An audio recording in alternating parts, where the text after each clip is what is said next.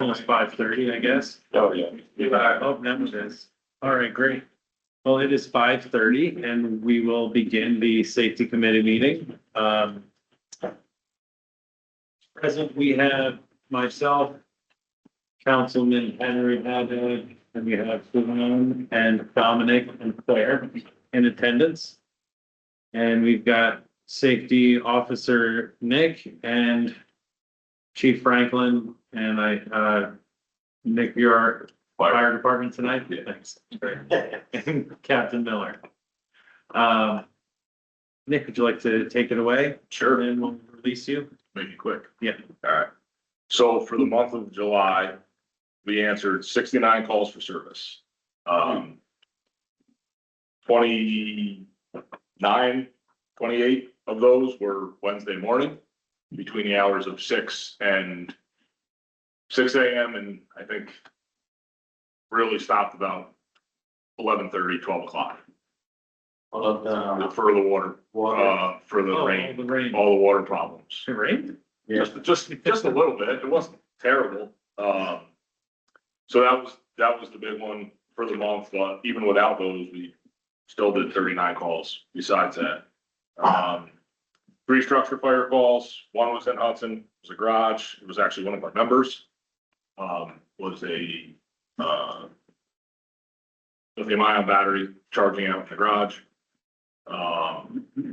So that was that. It was contained to the garage. Electric scooter, you'd say it. It was not a scooter. Electric bike. It was a bike. I think it was a bike. It was not a scooter. Okay. Not as, Surprisingly, that's been the first one we've had in the city. So that I can recall. We went to Philmont for a structure fire. In the middle of the rainstorm, we got dispatched to Catskill for a structure fire. I think we went to a couple other ones too, but they might be, listed as something else. We had 4 hazardous situations, gas leaks, carbon monoxide, or electric line down. 1 cardiac arrest. So that was our first one that I think Sean talked about last month. It was actually in the month of July though. That we responded to with the rescue squad, which was a reversal. No emergency, so false alarms, malfunctioning alarms, accidental, smoke, cooking, stuff like that. It's 23 alarms, 36 public service. That includes the waterfalls. We had 1 building collapse on Columbia Street on Friday. The old building at 225 and a half. And 1 stuck elevator at Providence Hall as well on Friday. Yeah, it was a very busy month. We are on pace right now. We're at 275 calls for the year as of this morning, 278 actually to be exact. So we're on pace for about 450 again, which is where we were in 2024. If it keeps this up. So, that's that. The 5 of us went out to Buffalo 3 weeks ago. To look at the new truck. It is still in Buffalo. We're hoping it's in Albany in the next couple of weeks. There were some things that needed to get fixed that were found, which is why we do final inspections. Stuff that needed to get done at the factory, not done by our salespeople. So I spoke with them today. Big portion of the list has been knocked out. They're still working on it. We're hoping to have a better answer this week and a better timeline. So, all right. That's that. The boat has been moved to the city dock, the city commercial dock down at the waterfront. I won't get into why. That's a conversation for another day. But we'll be participating in Waterfront Wednesday this week. I spoke with Sam. He's actually been a good helping us out, giving us the end spot. So I think over the winter,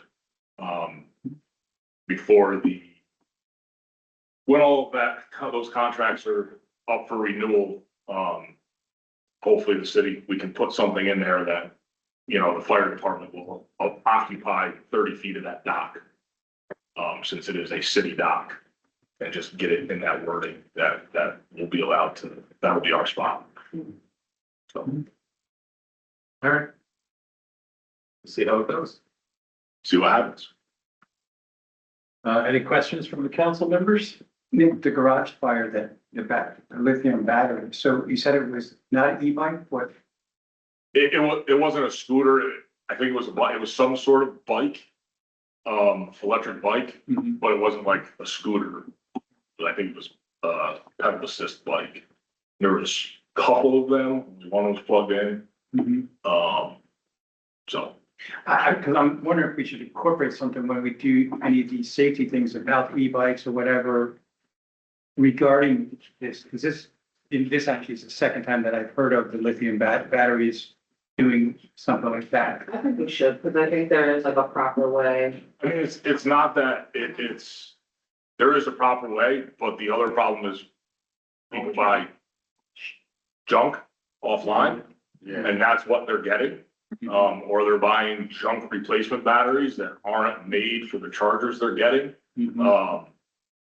There's a million different reasons. Again, this was one of our members who's he's a life member of the department. He's very knowledgeable in stuff like that, and it still happened.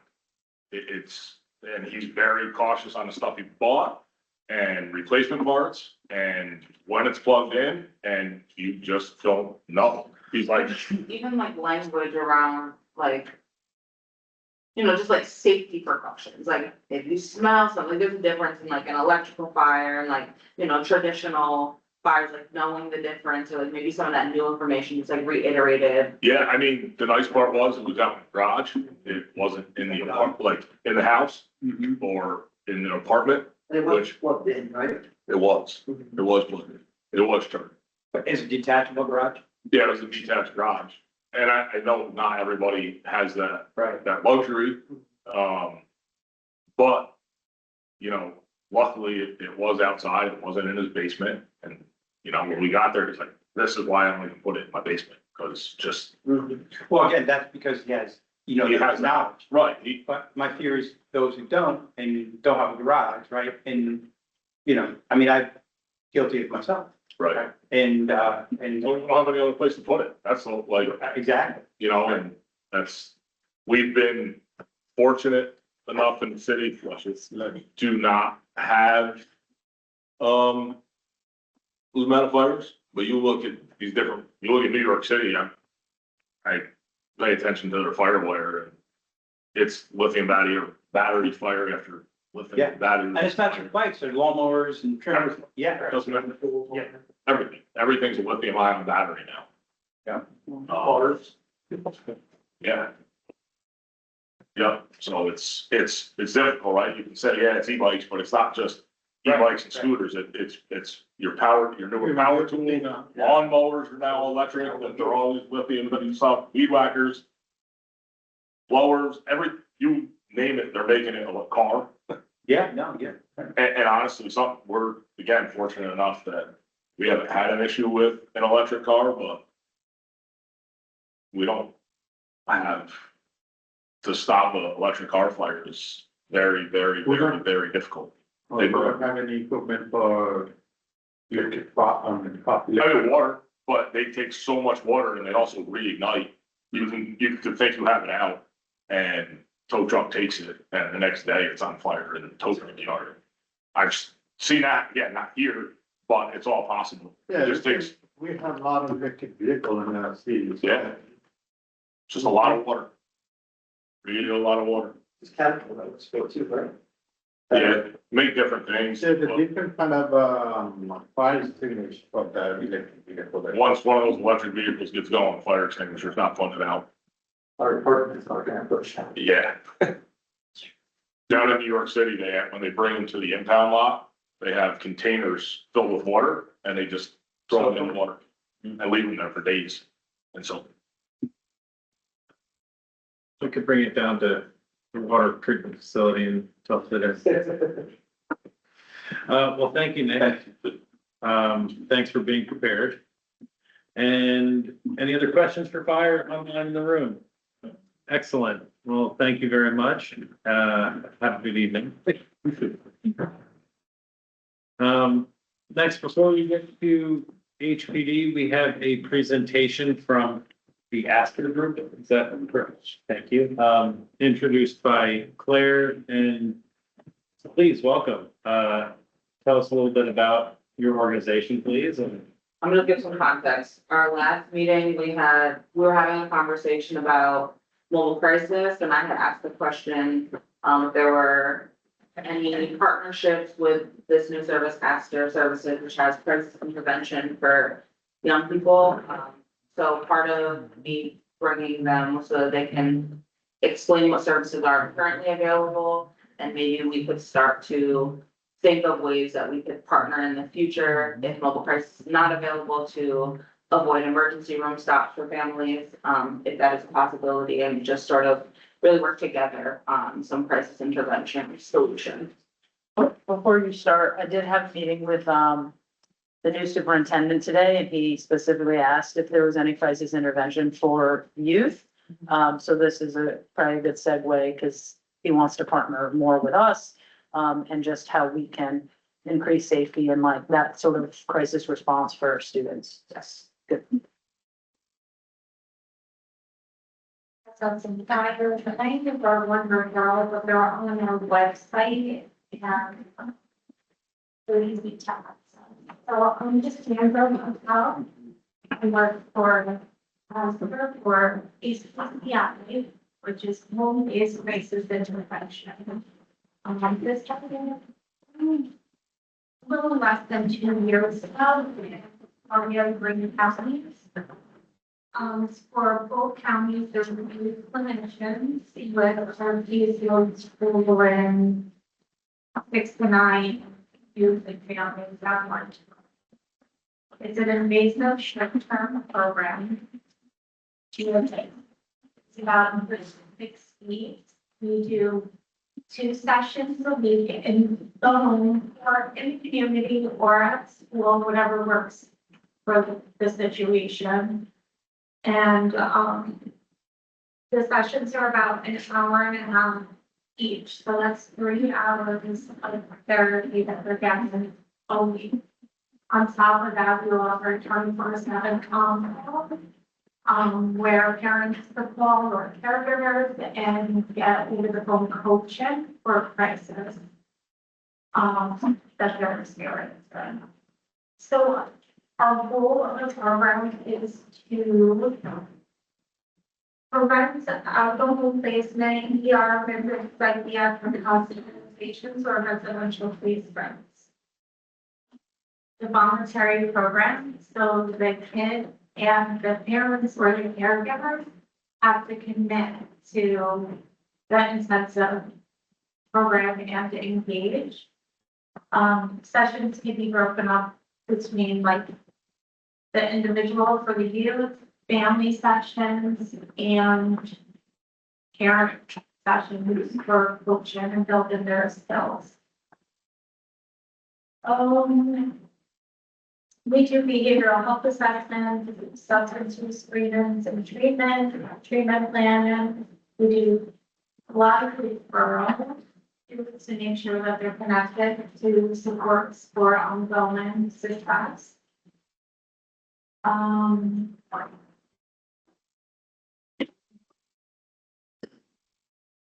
The idea of this is to get to the youth before they start going to the ER.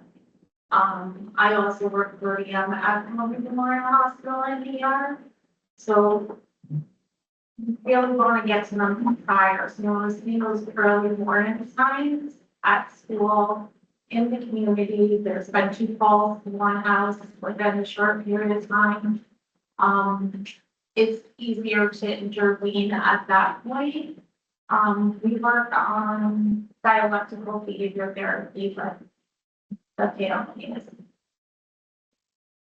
This program is through Astor, it's in Columbia, Green, Dutchess, Ulster, Putnam, and Rockland counties. We work with students from 5 years old to 20, and we will work with youth that have autism and other intellectual and developmental disabilities. A lot of times it's very difficult finding services for that population. And we will do that. This is a free service. No health insurance is needed. It is fully funded by Office of Mental Health in New York State. And our success rate, by doing this work directly with families and youth in their home environments, we're able to prevent psychiatric hospitalization, out of home placement in more than 90% of the families that we serve.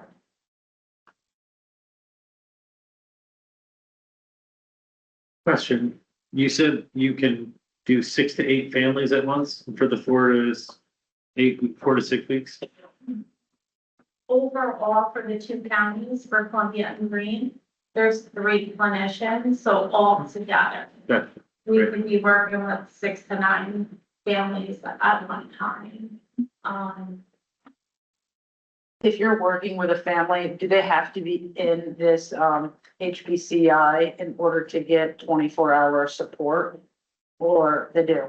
So if something were to happen, say, in the school, and a student is obviously in crisis and the option is to go to the hospital, we couldn't contact you. They would have to go to the hospital first. No. So if they're enrolled in this program, so if the students get in this program, you would call the clinician that's working with them, so say it was me. And if I was available, I could go to the school and I could do a safety plan, a risk assessment, and assess them at school. Are you saying like if there's a crisis, somebody? not- Right, there's actually a crisis. Call you as like an institute, as a school, as a police officer, could be calling. We would only be able- Risk of being hospitalized. We would only be able to do a referral post hospitalization. Yeah. I mean, this is not a dig. I think that's the missing piece that we have, right? It's like, how do we provide those services without that initial response, like trip to the hospital or out of placement, Evaluation. right? I think that there's early warning signs to when a kid is getting to that level. Mhm. And when they're to that level, like if the superintendent and administration's all on the same page, they can do a referral. And we start fairly quickly as long as we have openings, Okay. to, they would have to be enrolled in the program. So how quick is that in the program? Like if there's something going on, in that moment, we couldn't call you up and say, hey, we think we have somebody that might need your attention. So it depends. So it could happen like that. It all depends you have, is there current openings? Mhm. Typically, when we get a referral, we need to be within the home for 3 days. Within 3 days, do a safety plan risk assessment. Okay. So there has been times where we worked with CNH where we did the initial paperwork when they were still in the ER, so they left with that support. So I just want to share anecdotally, as a parent with a child with autism who's been through psychiatric hospitalization and has had moments where I'm calling for crisis intervention, but he isn't necessarily rising to needing to go to the hospital. Mhm. There's such a gap in services that I think this is where we get creative. Like, it might not be the system now, but if we're identifying that this is the gap, maybe there's room. I know, you all partner with Commissioner Gibson and Dan Almasi, and at the county level, they are very open to figuring out what is the stopgap. And I think at safety committee, like we have folks like you who are also involved, and the school is involved, so like maybe we need to create a system of what is that next step, because mobile crisis has existed for a long time. And there's a bigger gap in services than intended. Right. With mobile crisis, so I think this is the first step, like, here is an alternative to mobile crisis that exists. Now, what is the walk back to that moment of crisis intervention. But I will say, had this been around before my son was first hospitalized, he would not have been hospitalized because there were the morning sides, there were the school meetings, then there were the community meetings, and then he got to the point of no intervention and needing to be hospitalized. So it is still a really huge step and advantage for parents who are trying to figure out what can I even do? I think the school would be a great partner for that. Because I mean, once you guys are involved, it's already there. Yeah, Do you we have- have Officer Rao, we have our SRO there, right, so you can also pick up on those Yeah. things, and then if anyone is speaking to a counselor within the district, or a guidance counselor, or just staff could pick up on those things.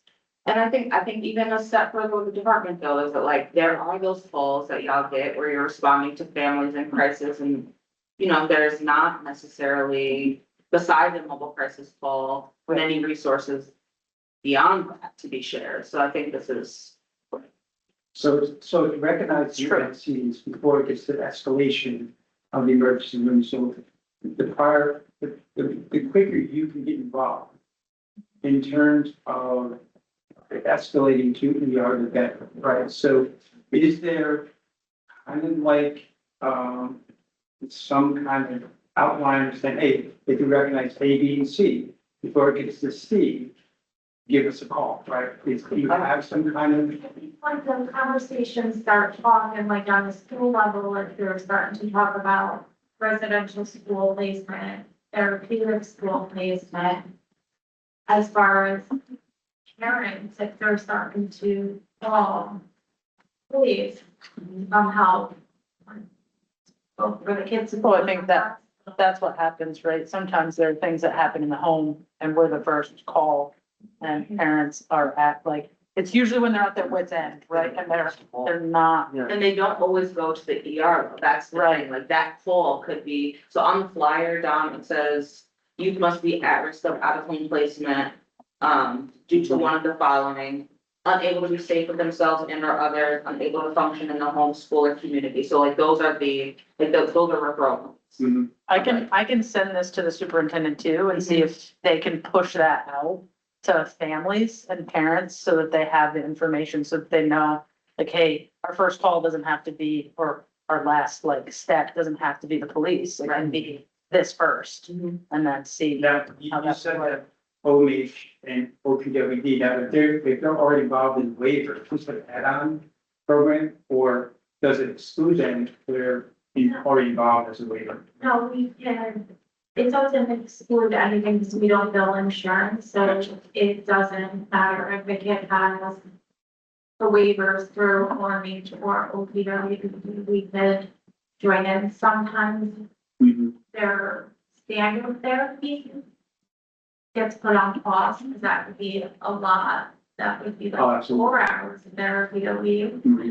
But sometimes they continue, it depends on what the kid and the family can do.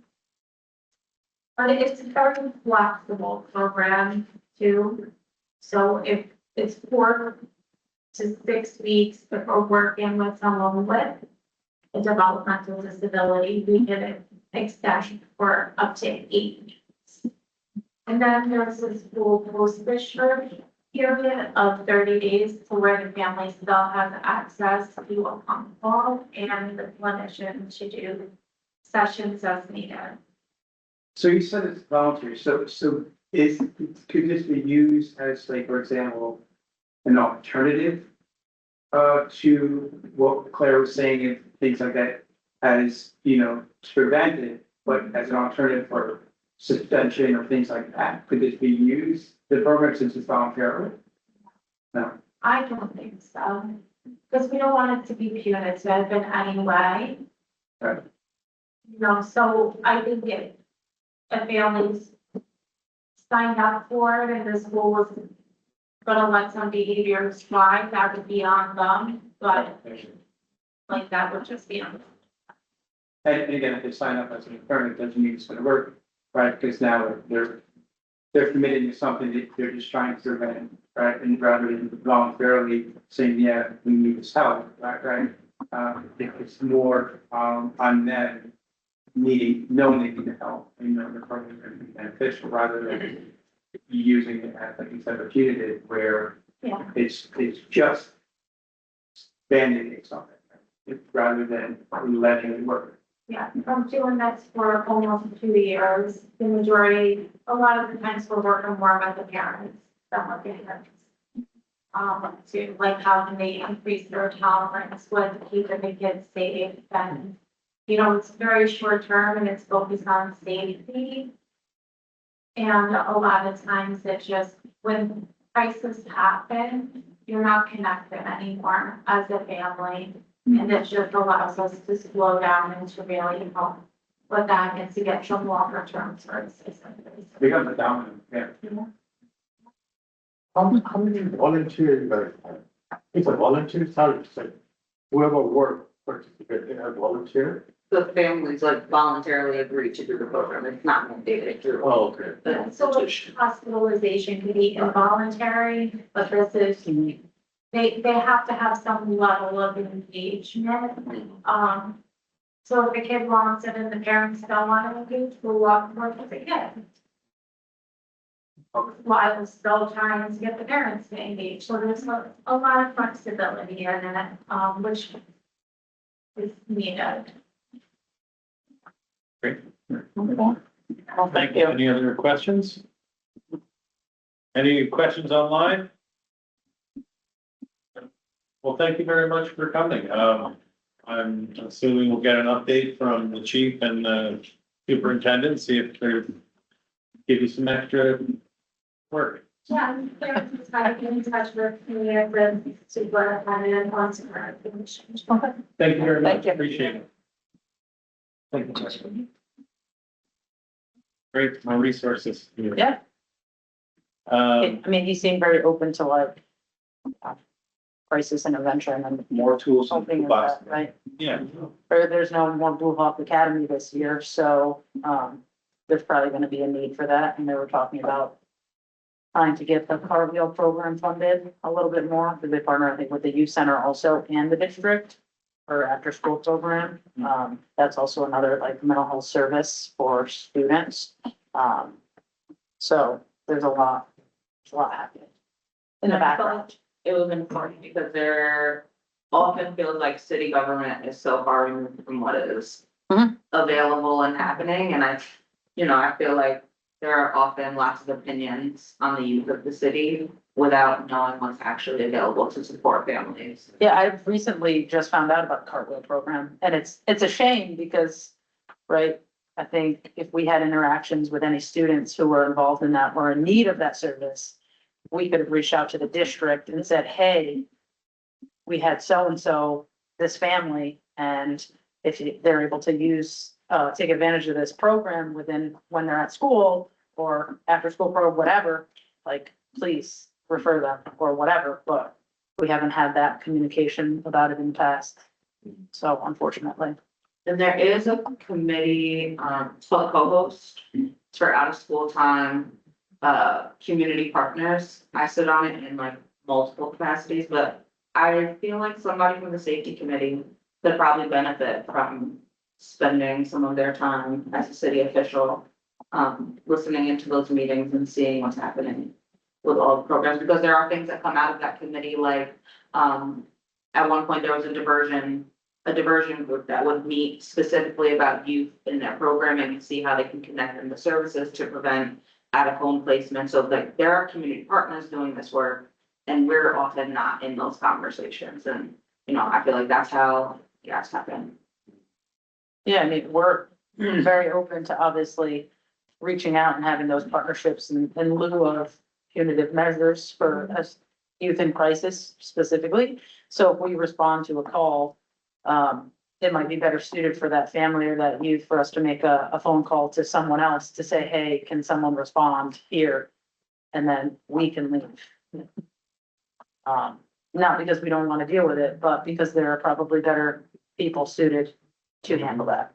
And I've seen interactions with HPD where they've been extremely accommodating. Young person is in crisis, but their hands are literally tried because they might not rise to the level of needing to go to the emergency room. Parents are out with them, but there's no other resources to suggest to them, so then it's a overall awkward interaction because they're like, well, seems like everything's safe, you're just still upset and we have to go. Yeah, So, you know, those are the moments that it would be good to have something to offer to families, even if it's somebody else to talk to. Mhm. in that. What is the cartwheel program? again, I just found out about it, but it is a service offered to students who need like mental health services. They offer like telehealth, I think, appointments. And they can have access at any point. And the district has like a contract with this program for a certain number of spots. They get counselors, they get Right. therapists, families can opt into it, Yeah. it's free for Okay. students. The referrals come from the guidance department, could be kids at risk, could be kids that are just in need of getting like food services. I think, but the district only has like a certain number of spots contracted, so once they meet that, right, Yeah, it's kind of a tough full, thing, right? yeah. Okay, thank you. Well, I guess it's, back to you. Man, I think I've gone over my time already. So I'll restart the clock. Nobody, Warren Cam reports indicating any training needs. For July, there were 2 defensive action reports. Those are also our use of force reports. One, a subject was taken to the ground after resisting and, charged for escape. They slipped cuffs while in the back of back in the police car, tried to run, and subsequently placed on the ground and back in handcuffs back in the car. That same individual was arrested again. A taser was pointed at that person. And then subsequently charged and arrested. Both times charged with a DWI refusal and hit the same police car both times, resulting in damage and one of the police cars being out of service, roughly 12K worth of damage. There's 2 separate incidents, so I guess we have to pay 2 different deductibles for that. No, not if it was that person. No, trial Because insurance adjuster said it was 2 different incidents. So we'll have to pay 2 different One. yeah, deductibles. but shouldn't have to pay any deductible because they're at fault for that unless they're. It was 2 weeks, so. It was like 2-week time span. Oh. So it was one Oh, incident, yeah, happened, Completely different. and then, Oh, but same so- person, same police car. Oh, They have insurance. Their insurance is covering it. I mean, I think either way, yeah, lucky. I think we'll And have to did he pay pay it for it? first. Yeah, no fault, you have to pay. Right, we would have to pay it regardless for the deductible, yes. So, Right, um. down the car. Yes, 37 arrests and 66 charges, 9 emotionally disturbed person calls, and 1 call involving suspected drug overage. And then 1 Narcan administered on that same incident. Total Right. number of incidents was 898 for July. Oh, that's a lot. It's a few, It's a busy month. yes. Summer tends to be a little bit Yeah, uptick in things. okay, any other items on your agenda? We have National Night Out tomorrow Oh. from 5 to 8. Come on through. There's a Okay. lot of stuff happening. Yeah, I've Is that- posted on social media. That's at Oakdale or HPD? It is at Waterfront. Wonderful. I meant it's at the waterfront. It is at the Waterfront, yes. Right, okay, okay. Sloop Club's gonna be offering some boat rides. There's gonna be food. The Operation Night's doing a pollinator parade like they did a couple weeks ago at Waterfront Wednesday, and Vendel Stilt Walkers are gonna be in that. There's gonna be ice cream, a bounce house. Are you gonna sit on the dunk tank? I don't know if I'm gonna sit, that's usually for the younger officers. I did one year though. There will be a dunk tank, so you can dunk an officer. It's usually popular. We have toys. I think I mentioned that last meeting. Yes. So it should be a good time. And the weather looks like it's gonna hold out. Weather looks like Yeah. it's gonna be really good for tomorrow, so hey, glad. And code enforcement can definitely be in the tank. Yeah. Yep, Yes. Well, absolutely. he's got to inspect it while he's in there. Sorry, it failed. Yeah, Bob. Somebody can use this actually. Yeah, and also, I think Mr. Kruger's probably gonna touch on traffic up on Upper Warren. We did receive our speed recording device, our smaller one. that you Okay. can't, it looks like a trail cam, and it Excellent. is on Upper Warren currently. It's put up today. Nice. I wasn't gonna say anything. No? I didn't have any questions on. that. Well, it was put up today. It was put up today. Thank you. You're welcome. Well, that takes care of the traffic cam update as well. Yes. That's all I have. Awesome, thanks. Captain Miller, I saw your email with the traffic reports. I didn't print it, sorry. Just quickly here, I'll just go over the parking. Sorry, that's what I meant, the parking reports. Yeah. My apologies. For July, we issued 2,817 parking tickets during the month, which 2,475 were paid, generating a little bit over 62,000 in revenue for July alone. Also for quarter 1 and 2 for parking. Hmm. For revenue, we're at $812,400. So we're doing all right with that. And for traffic for quarter 1 and 2, we wrote almost 600 traffic tickets throughout the city. That's all I have to report. Thank you. I noticed that the cash revenue is virtually low in terms of the revenue coming in terms of the cash, right? It was only Yeah. $100, right? Correct. Correct. Are we seeing an increase, or decrease for the virtual parking payments versus when we had the coin one? Yeah, It's I mean, changed. people, because of technology, where we're at, they seem to prefer to use the electronic way It's of like paying. 45 grand or something, I think, right? Yeah, the majority of it is that, for example, it took us 8 months to empty out the quarters out of the kiosk that we had because not too many people use it as an option. So they prefer to use the electronic way because it's just easier to do for most. And if you do it often, your license plate is saved, so it's. Yeah. Yeah, it's that one time, which takes a little, it just self generates your information. It's already there. It saves. Don't even pay. Is that something we need to discuss later or? No, I have a permit I'll check on that. because I have my tradesman's permit. Oh, Yeah. Oh, I see. Look, I Let's see. am perfectly within the loophole.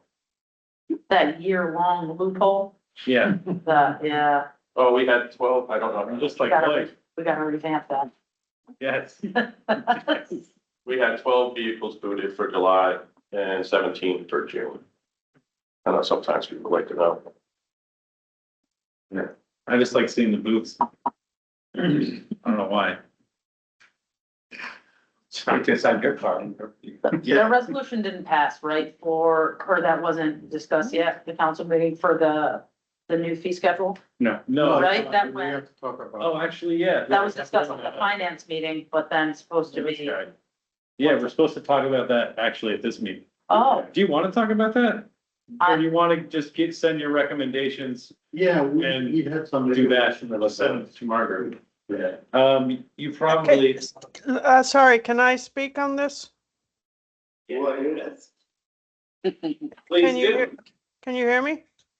Yes. hi, Margaret. Okay, hi. So, we did bring the fee schedule, which I had, Rich and I worked on with, and the finance department, committee worked on with you and Captain Miller. We brought that to the full council, to review, in addition to other fee schedule changes. We did get a couple of, comments and recommendations.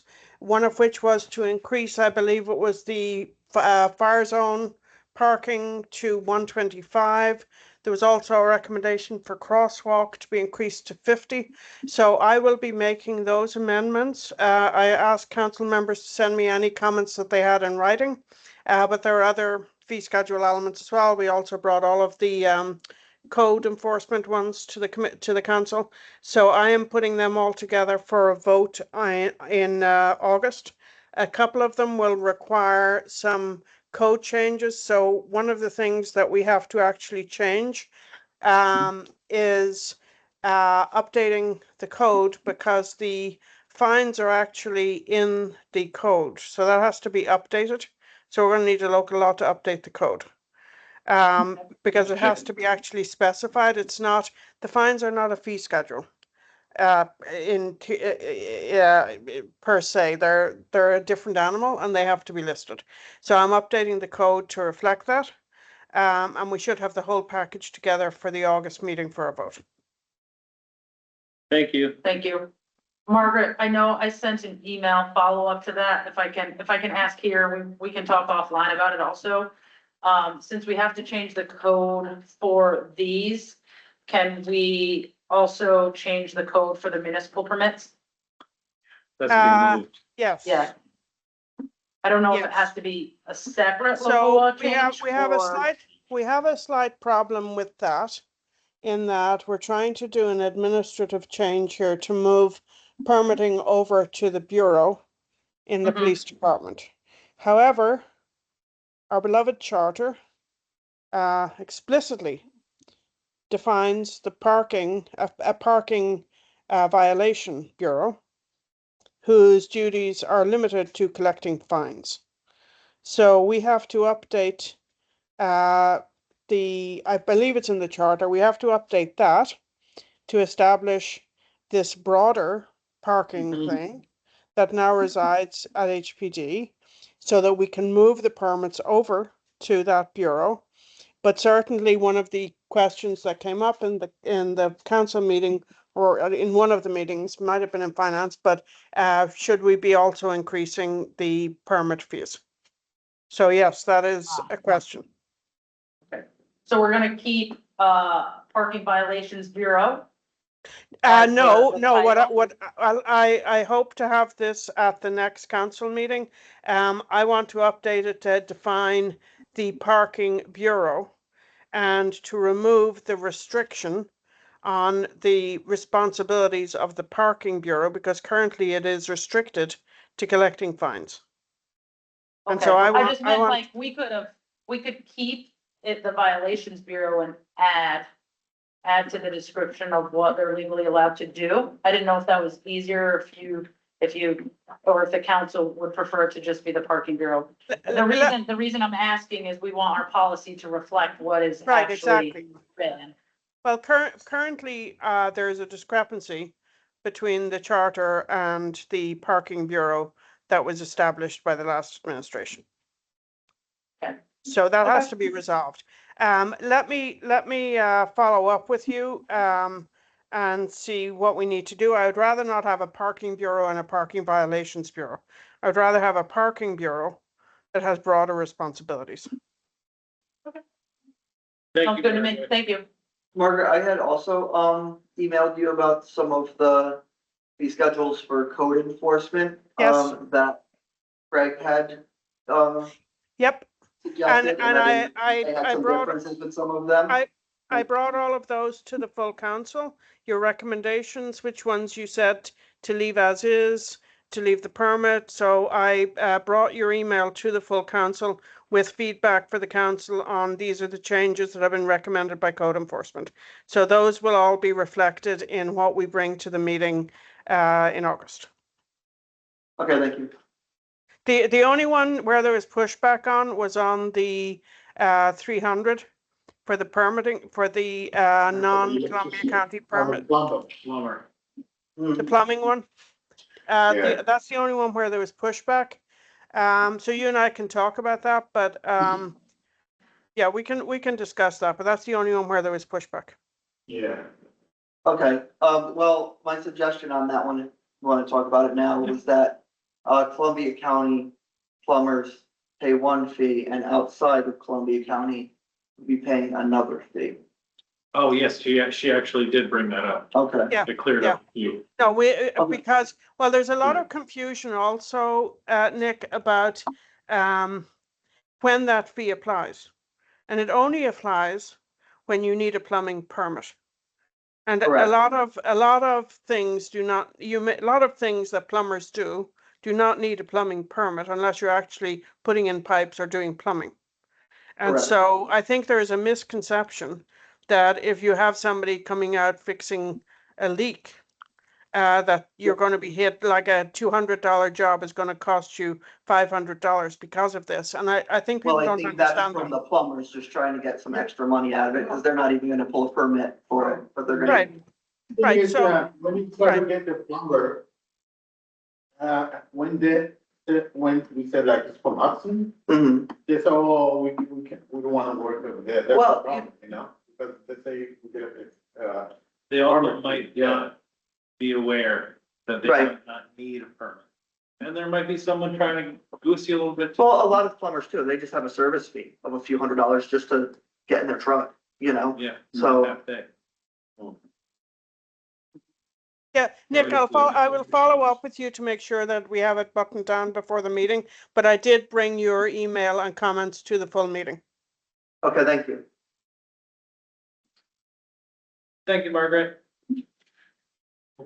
So the parking violation fees that we discussed briefly Mhm. were the fire zone. I think Dominic brought that up, and the handicap zone. Dominic thought that the fire zone should be 125. 125. I said 150, but whatever. Yeah, more than, I mean, it's a fire zone. It should be just get towed. Why even ticket them? So yeah, if we could make that one higher.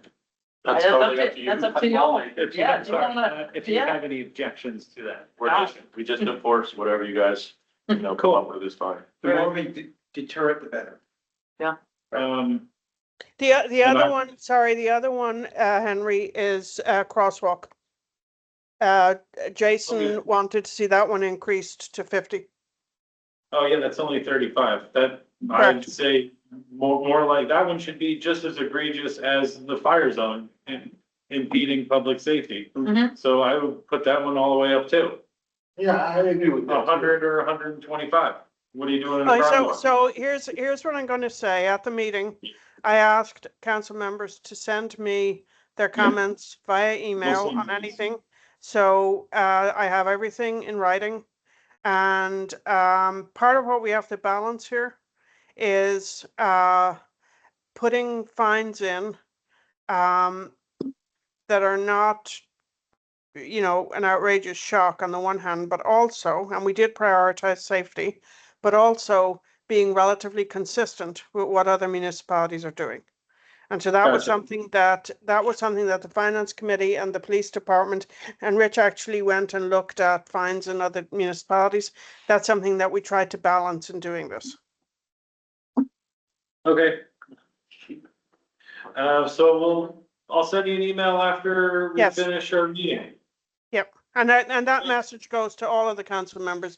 Anyone, and Jason has already sent me his, so I'll send a reminder that if you have any comments on any of the fee schedules, that you need to send me an email. Okay. Thank you very much.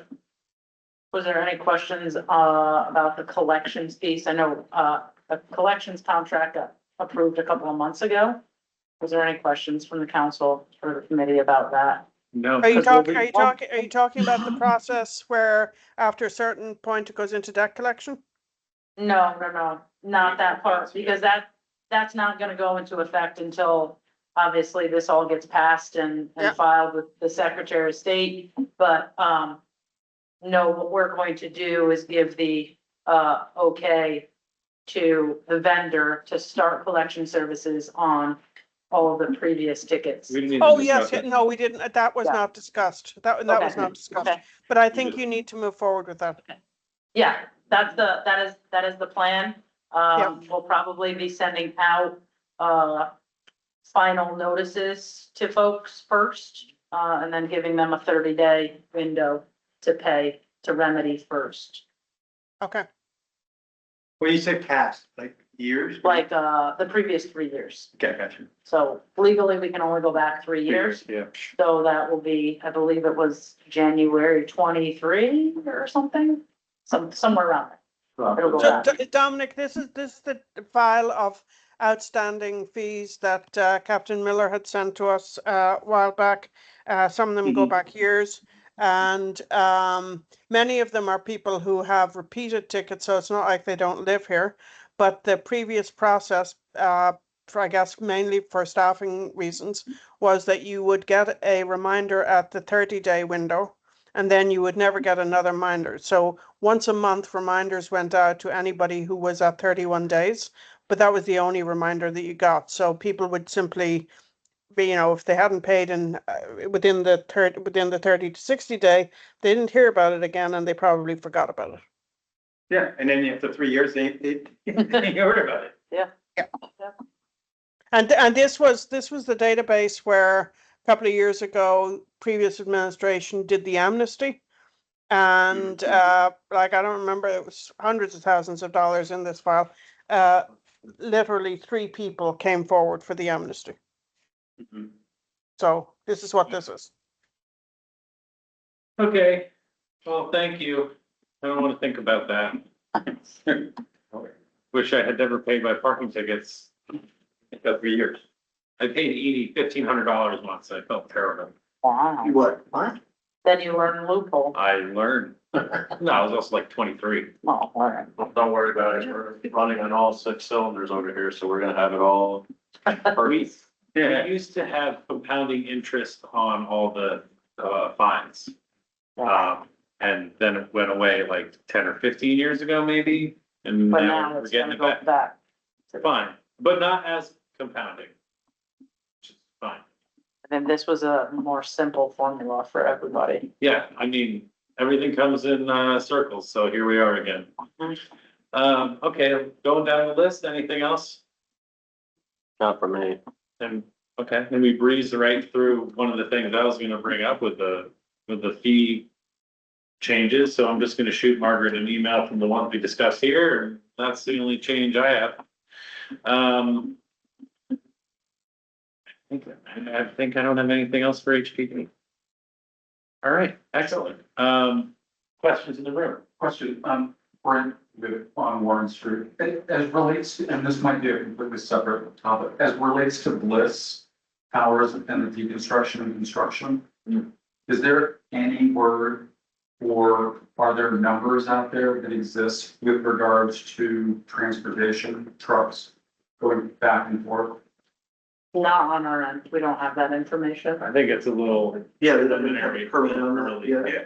That would go through the planning board, I think, right? And there's, Well, it will, but this is the safety committee yeah, and they don't, that's until one of the they, largest projects ever. approve anything, we're not gonna hear anything. It's good to bring it up though. I'll, run it by the planning board and see if that's something that they, are going to be. I mean, it's 21 trucks that I indiscriminately counted while I was working on my laptop. today. Back and forth, Upper Warren Street. But not going down the street, so Yeah, to, a lot of bonded concrete. to that project? Back, no, not there, just generally speaking, so. Oh, yeah. So those Hundreds, trucks hundreds a obviously. day. Might be as relates to following. Bliss. Yeah. Are related to. That's already current truckage. Absolutely, yeah. Back and forth. Yeah. So Bliss adds a completely Yeah, another chapters. any development down there will, so will the potential, 150 unit. There might be able to be some consideration though, to have trucks for Bliss using Third Street instead of coming through Upper Warren. I'm sure they could ask Colorado's to use Right. their causeway as well. That as well. When does, oh, sorry. When does what? When does- It's still at the planning board. When do we find out? It's still going through zoning and planning at this point. And I think, When do we? public comment is still open. Oh, yeah, I comment. Okay. Yeah. I don't know. That is a good question I'm just for Margaret, curious. actually. Margaret, can you hear It's me? easy to discuss. Mhm. Generally. They do have to present what their The plan, plan Yeah. for deconstruction is, and that would be a part of it, because those are questions that were asked Right. early on in the presentation, but I don't think that they're at that point where they can say what the truck traffic would be or what the disposal process would be. I think that's something that they're actively Right. working on, but need to get through like the first wave of planning board approval before they can work on the deconstruction plans. Yeah, because it's 2 phases. Yeah. Well, even the construction plans, I imagine they're gonna have to bring a lot of fill down there to the other side as well. Yes. Well, we will hopefully hear something by the next council meeting. Margaret, if you can hear any of this, please chime in. If you've heard anything, you might actually get and maybe Joe has been in communication with them. You definitely. Nobody has any. So, sorry, it's a little difficult. It's a little difficult to hear people from the public who are sitting in the back of the room rather than coming forward to be near the Gotcha. mic, right? And but- also when there's when people are, more than one person is talking, it gets jumbled on the mic. So So the I general, didn't catch all of this conversation. the general question is, do we have any idea of the potential truck traffic that might be associated with the Bliss Towers reconstruction project? Or is it still too preliminary of a stage to get an answer? So I do not have any information on that. I did hear somebody say that this would be planning board, which I think is correct. And I don't think that this is probably within the purview of the Common Council. Seriously. Thank you. Margaret, could the council ask the planning board to encourage the contractors to use a specific route through the city? Or no? They only have to adhere to the truck route. Right. I think the only thing they can do is that the planning board could do that, right? And I'm not saying force them, No, but no, to I'm say, saying- suggest, hey, if you can go Third Street.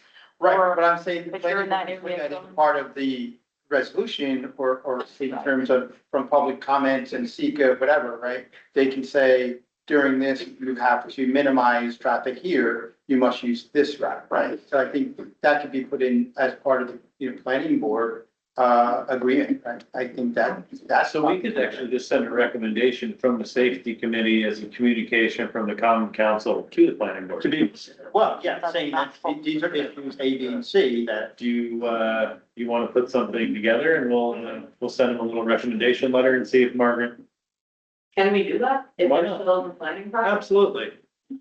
We have letterhead, we can do anything. Really? Have you- I do think we need to be cautious here in that the planning board is an independent entity. It would be appreciated. Fine, we can still. We can certainly express opinions. Yeah, that's all. Just an Did opinion. you get a chance to look at the FAQs on HHA? Because I feel like other people have asked that question. I'm just wondering if it's answered on there. I will. I haven't, no, there's not. It might be answered on there about intention. There are no studies, there's just no information whatsoever, and given the breadth of the project.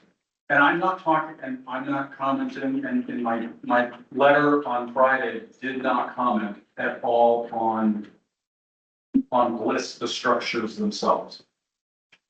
It's simply safety, pedestrian safety, and trucks. And where those trucks go, how are they leaving? When are we gonna find out? What are the How hours many, of operation? right, and then, A lot of these sound like Calusa questions. I mean, These are easy ones for us. We've had these before. We should be able to nail this down. We'll figure I it out. appreciate it. Thank you. Lots listening, thank you very much. Since we're on trucks, I did learn, and I want to share it because did not know that there are 48 to 100 less trucks going through town because Calarusa is using the causeway for the last 2 years. I had no idea. Anyway. Our streets are so much quieter. What else do we have? Anything else from any council members? Shall we go to Nick? Codemaster. Code master extraordinary. That's right. Okay, Nick, take it away. My monthly report, we had 24 building permits, 8 certificates of occupancy, 3 demo permits, 1 sign permit, 1 referral to HPC, which is a slow month for that.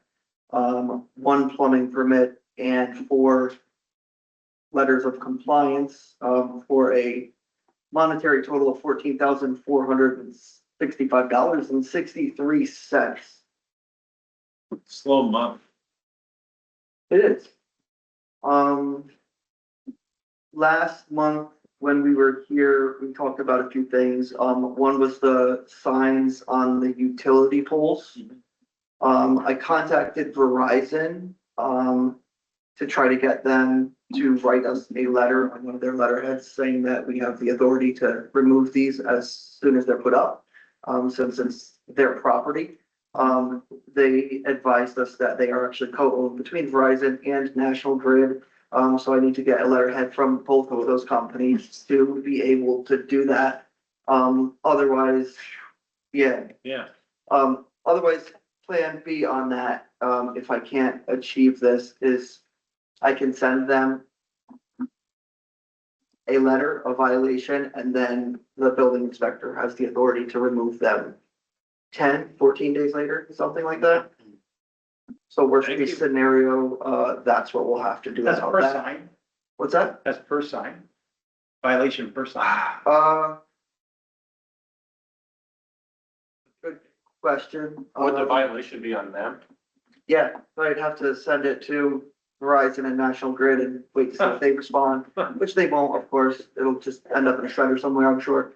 But if they just Gotta have write us some kind something of on a contact. letterhead saying, yes, you see a sign up there, take it down. We're cool with it. Then I'm cool with it. We can do that. The Are other you thing, saying, I'm just wondering, are you saying give us permission, otherwise this is the consequence? We don't have permission, otherwise you are gonna be responsible. well, no, my first course of action is getting a written letter from them saying, yes, all of the poles in the city are combined property between Verizon and National Grid. And, when you see a temporary sign go up on one of these poles, the city has the authority to take them down until further notice. Fine. You know, and then as soon as we see him, Henry can go around and rip them down. Thank you.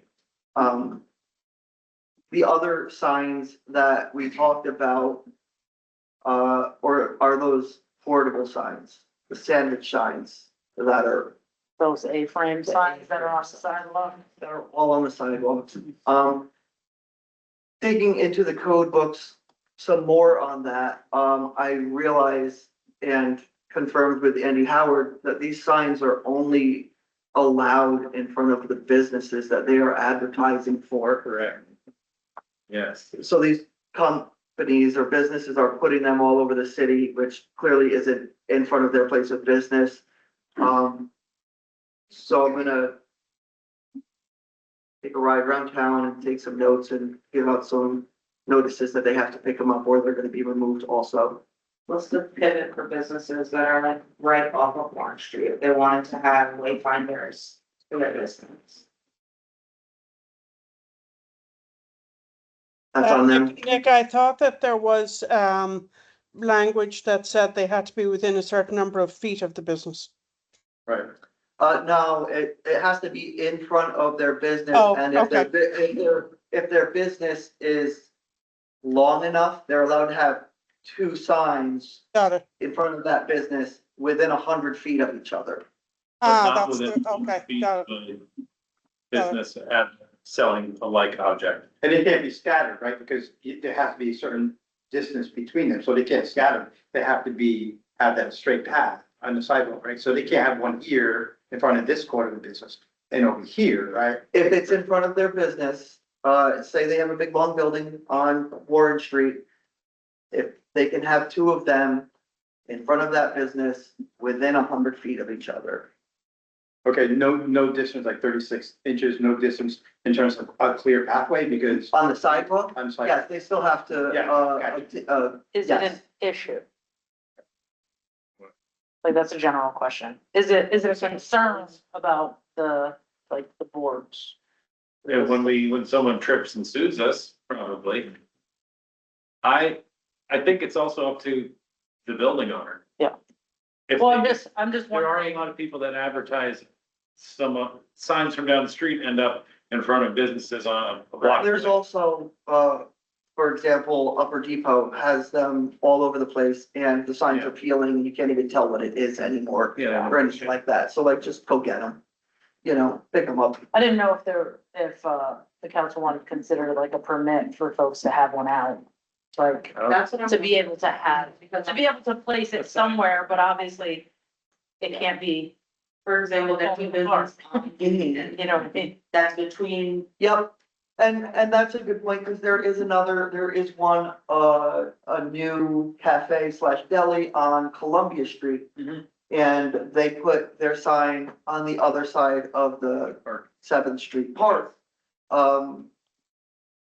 And they said that's when they started getting business, you know, because they're kind of off in the cut.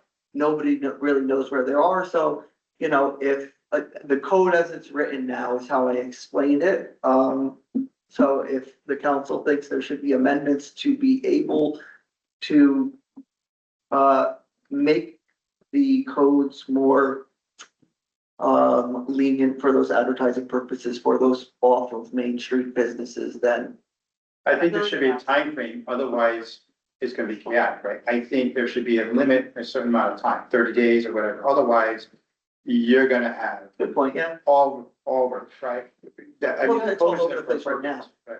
Or you could set parameters that like, it's only allowed to be there at these hours, or like whenever the business is, and you establish that like within their permit. And then it has to be removed, so it can't sit there overnight. That's what they're supposed to be anyway, I'm Well, pretty sure. that doesn't happen. we They know. are supposed to, I think it does say that too. Mhm. Yeah. Yeah, and they're not supposed to be affixed. Mhm. Which, yeah, a lot of them are getting great to our like poles and everything like that. And not, like the one on, like Union Street Brewing, they're advertising on Warren. Cause they're off of Warren, makes perfect sense, So that should but be, their sign is advertised within a distance Yes. of the same type of a business. That is offering mhm, the same product, and that is against the code. mhm. So that's also the proximity of where they're allowed to put their signs on the street. I'm thinking of businesses like Circle. You don't see Circles unless they put their A frame. But if they put their bagel sign, kitty corner Nolitas, it's within 100 Yeah. feet, and now they're selling the same, you know, Yeah, So it's Little just tricky. something that like, should be reviewed further. in a conversation like the Chamber of Commerce for suggestions too, like what do businesses have to say? I think this one doesn't need to even be that hard. Maybe we'll just all read the little section and shoot some ideas and be done with it. And again, chamber person recommendations, Gary works there. He You should have be like a able ton to- of businesses in your wards.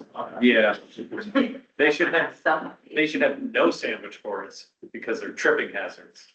But that's Well, not they're up to still me. supposed to respect the, 4 foot of clearance. yeah. Well, that one is a toughie. Well, honestly, the way it's written, it doesn't, it never, Doesn't say 4 feet. it almost makes it so they can't be on the sidewalk at all. Yeah, right? Which is what, you know. Anywho, How about an electronic city guide, like they have at the malls?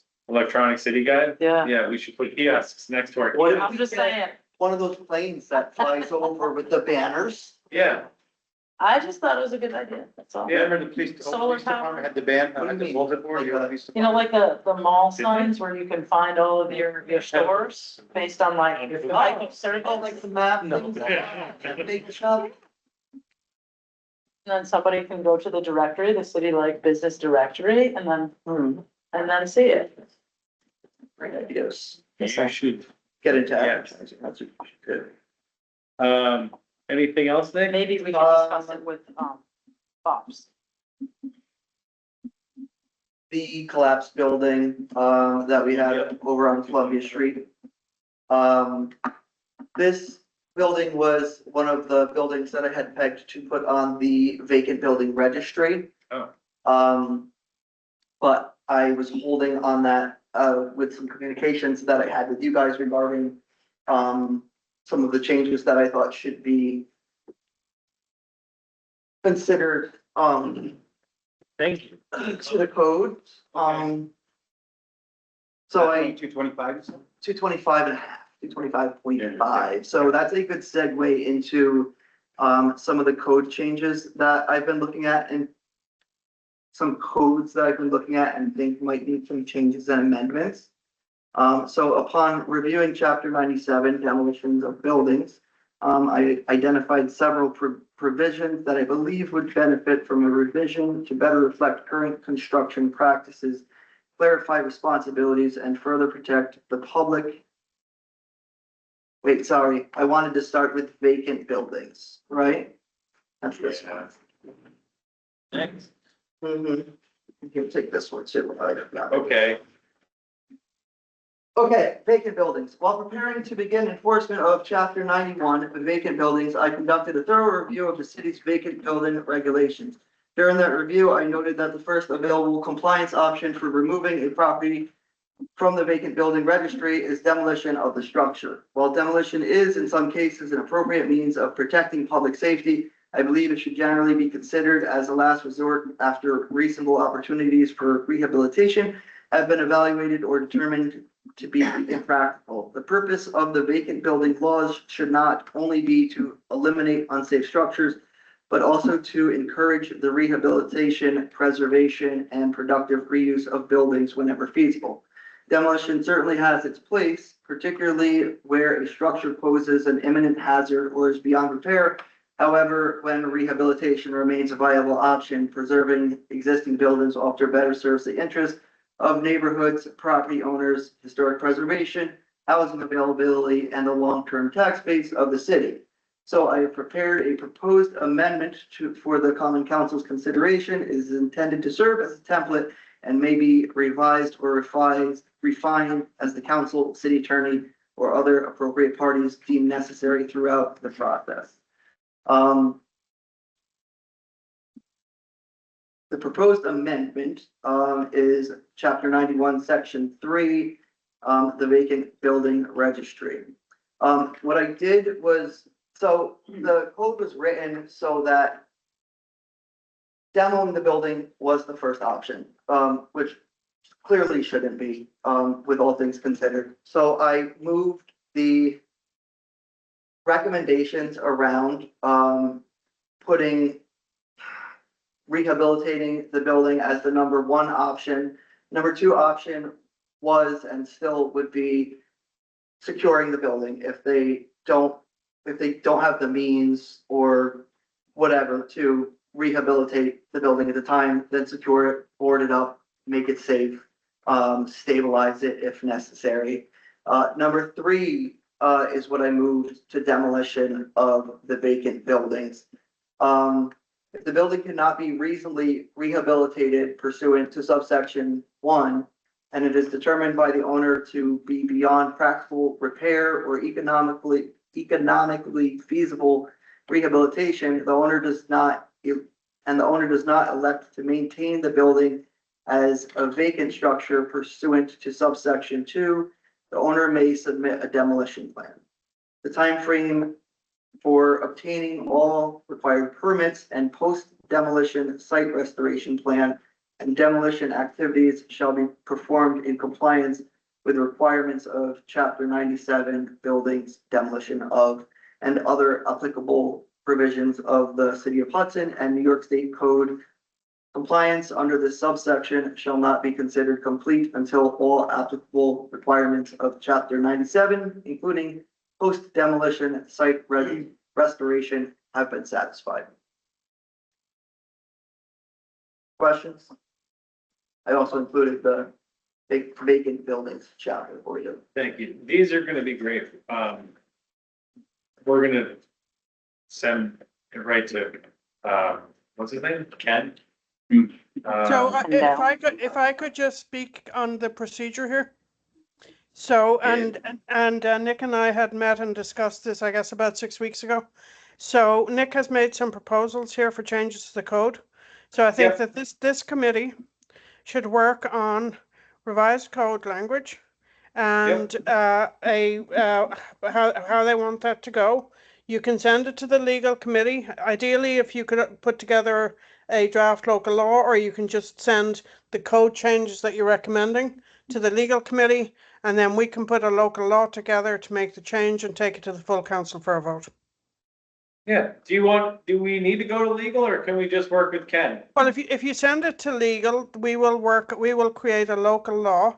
If you do the code changes, send it to legal, legal will put together a local law and send it to the council. Sure, just want to give you as little to do as we can. Well, I that would, also- that would do as, that would give me as little to do as possible. You got it. I also had two But the other key- the ones, key- the key thing- regarding chapter 97 and chapter 93. Would you like me to read them also? No, or that's would you okay. just like me to give No, them to Henry? that's okay. What I'm saying, Henry, is the part that is work is what Nick has just been working on, which is Yeah, actually coming up with the recommended code changes. And Yeah. the easy part is putting together a local law that Yeah. says we are recommending these changes. Yeah, no, I got you. Thank you, this is perfect. We do have three. Would you in like me total. to read the other two? Or- Just give us the synopsis of both of them. The second one is the demolition of buildings. There were provisions in there that would better reflect current construction practices. First of all, the first problem was that 97-3F had the responsibility of the neighboring property to protect their property on the owner of the neighboring property. What? Right, your neighbor knocks down their building, it's your job to protect yours. That doesn't make That sense. doesn't make any sense. That's my first proposed amendment. That's Okay. written out in here also. That was in the that- subsection of the demolition. Okay, Yup, I in understand. demolition, chapter 97-3F. Actually, I changed it to, I'm not gonna read it. You can read it. Thank you. You're welcome. And then an addition to chapter 97 would be 97-3K. The second problem in chapter 97 was that there's nothing about what we expect a lot to look like when it's done Gotcha. being demoed. That we could have a pit in the ground with a fence around it and it can just be left like that. So I wrote up a provision in here to make sure that the property is properly graded, Gotcha. easily maintainable. And they should have a maintenance plan going forward. If it's gonna be grass growing in there, then they clearly need to mow it. And it just can't become an unsightly lot, pit. And Fence. nothing encourages kids to be creative. Like any of Galvan's pit lots. Right, speaking of which, Galvin, has been grabbing some demo permits, which is why I think this is another one that should be, Yeah, let's. speed this- expedited. Yeah, a move bit. this along quickly Questions on that one? for me. The third one was an add-on to chapter 93 regarding building permits. The synopsis is that Hudson is growing. The projects are getting larger. We have a understaffed and underfunded code enforcement department. For the larger and more complex projects that are on the horizon, such as Hudson Housing Authority, and the waterfront village. I'm proposing that the applicant or developer pay for a independent third party plan review. They would have to be a certified code enforcement officer, also meeting certain credentials, and the projects that would qualify for this are also in the amendments that I put in there. They're more complex projects, ones that are commercial, mixed-use, industrial, institutional, or multifamily developments exceeding $5 million in estimated construction value. Buildings exceeding 3 stories in height or 20 square feet in gross floor area. Projects containing engineered fire protection systems, smoke control systems, specialized structural systems, or other complex life safety features. High hazard occupancies or projects involving unusually complex occupancy classifications or mixed occupancies. Projects utilizing alternative materials, alternative methods of construction, or performance-based code designs requiring specialized review, or any project due to its size, complexity, scope, or technical requirements is determined by the code enforcement officer to warrant additional independent review or inspections in the interest of public safety and code compliance. This isn't something new. This is something that other cities are doing that have these more complex buildings or projects going on. I think it's something that we should consider adding to our codes to better help my department, the city, the safety of the occupants that are going to be visiting or living in these buildings. Sounds like a pretty reasonable request. Might have helped with the pocketbook factory. That's Craig's biggest project. In there also as one of the projects that may have met those, along with Upper Depot. Yeah. And the Kite's Nest, one that's in the early stages now, Gotcha. but would already be grandfathered into these clauses. Thank you. But just so you know, the Hudson Housing Authority has actually volunteered to get a third-party review. So Thanks. So planning board doesn't have the independent engineer that does this. they have an engineer, they do review them, I'm not sure of their credentials, but the planning board mostly looks at site plan Okay. and not actual Code. construction of the building itself. Yeah, they're kind of done once it's approved. Any other questions from the council members? Margaret, I see you have a question. We are ready for you. Okay, so couple of observations here. Nick, thank you for looking at that. Can you provide the council with examples of other municipalities that do this?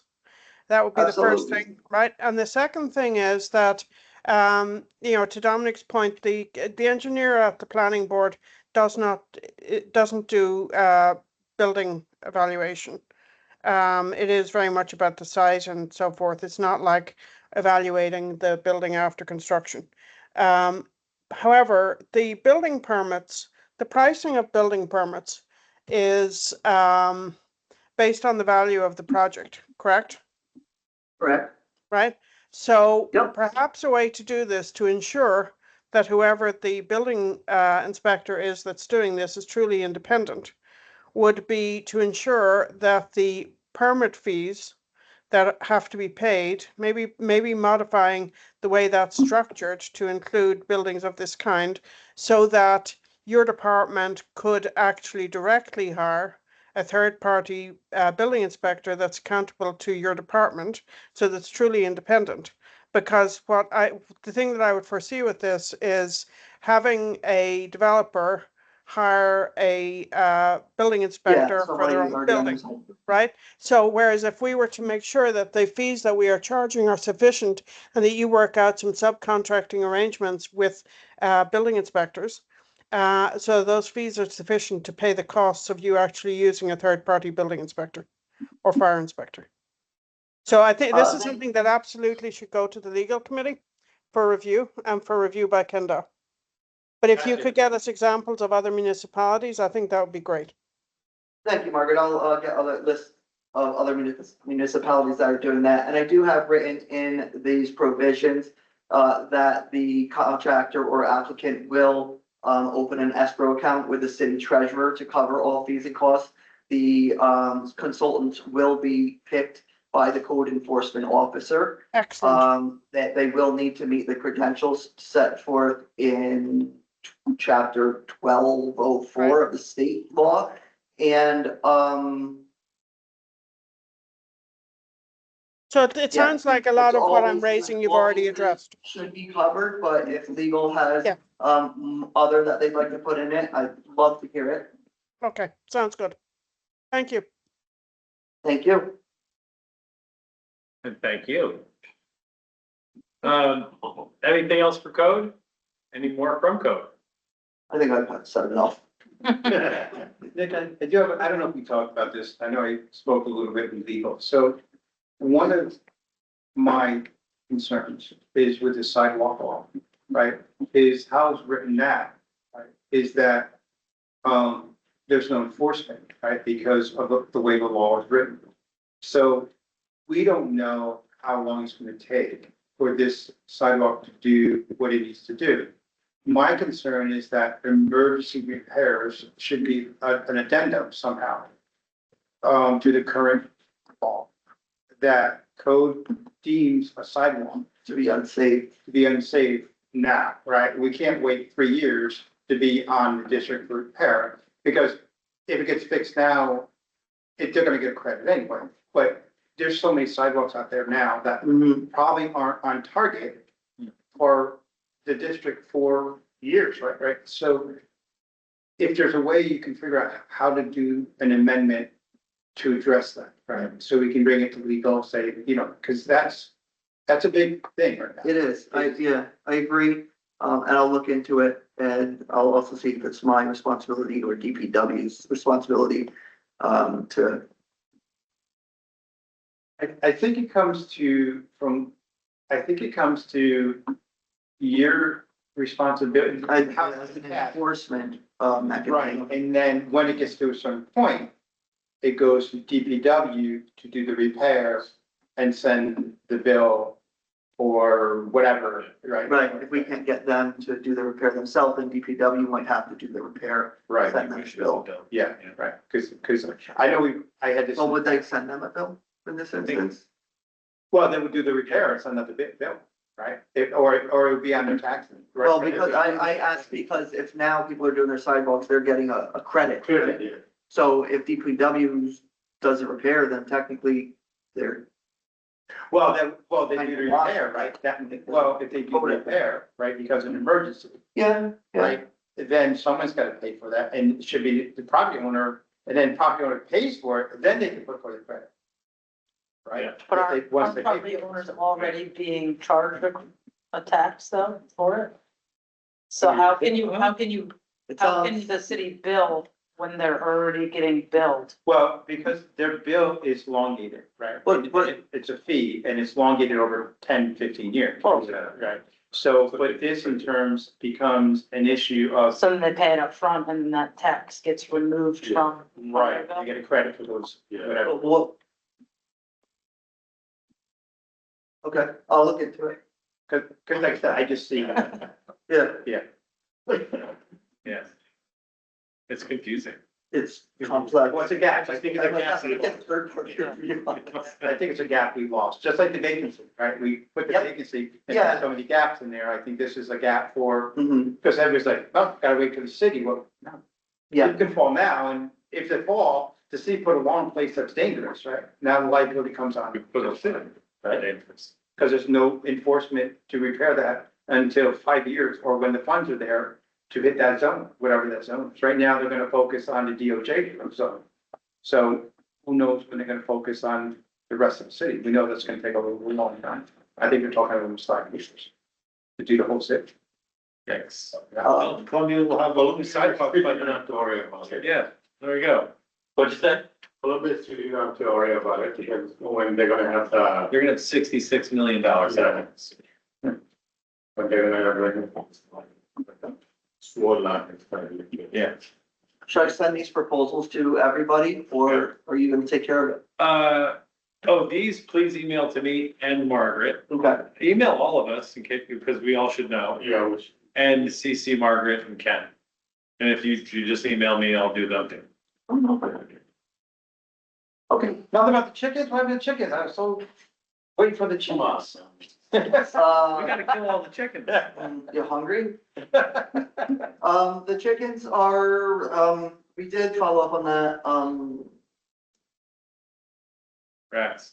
right, It's in the code. there is provisions in the code that states that they have to keep it clean and sanitary in order to avoid any infestation of, insects or, Right. rats, mice, yeah. Sorry, addressed. It is in there, it's just hard to, it's hard to prove that someone is,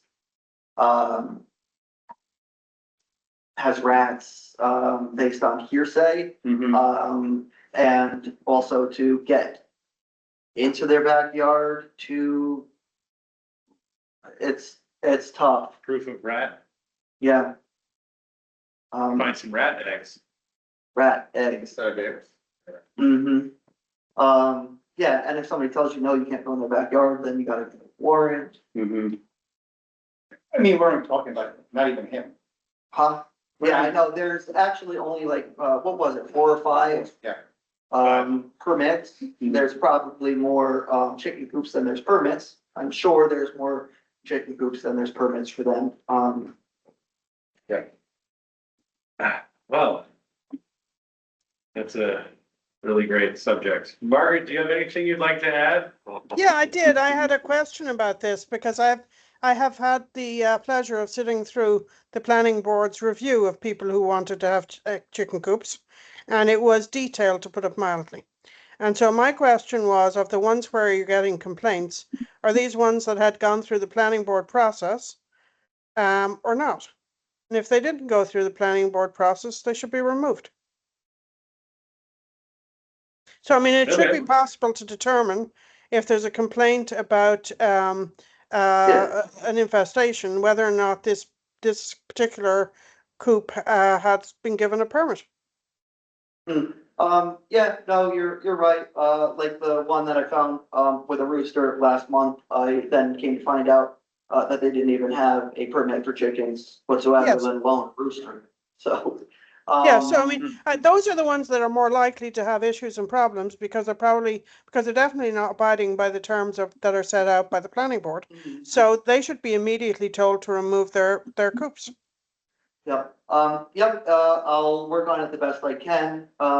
Also, I am short-staffed right now. Yeah. So, No, Things get it. could, I understand. What do you mean?